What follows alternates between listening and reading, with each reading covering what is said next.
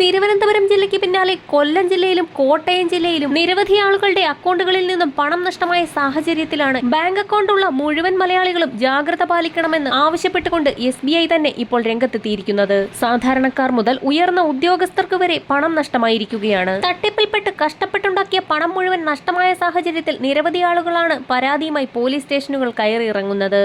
നിങ്ങളുടെ പേരിലുള്ള കൊറിയർ വഴി MDMA പോലെയുള്ള മാരക ലഹരിമരുന്ന് കടത്താൻ ശ്രമിച്ചുവെന്നും ഇത് പിടികൂടിയെന്നും പറഞ്ഞ് തട്ടിപ്പുകാർ മൊബൈൽ നമ്പറിൽ വിളിക്കുന്നതാണ് പുതിയ രീതി. നിയമ നടപടിയിൽ നിന്ന് രക്ഷപ്പെടാനും വിർച്വൽ അറസ്റ്റിന് ഇരയാകാതിരിക്കാനും അക്കൗണ്ടിലുള്ള മുഴുവൻ പണവും ആദായനികുതി വകുപ്പിന്റെ അക്കൗണ്ടിലേക്ക് മാറ്റണമെന്ന് നിർദ്ദേശിച്ച ശേഷം ഒരു അക്കൗണ്ട് നമ്പർ നൽകുന്നതാണ് മറ്റൊരു രീതി. ഇത്തരത്തിൽ കേരളത്തിൽ ഉൾപ്പെടെ നിരവധി പേർക്ക് ലക്ഷക്കണക്കിന് രൂപ നഷ്ടപ്പെട്ടിരുന്നു. വിവിധ സംഭവങ്ങളിലായി അനേകം കേസുകളും നിലവിൽ പോലീസ് അന്വേഷിച്ചു വരികയാണ്. SMS രൂപത്തിലും മറ്റ് സമൂഹമാധ്യമ പ്ലാറ്റ്ഫോമുകൾ വഴിയുമാണ് സന്ദേശങ്ങൾ എത്തുക.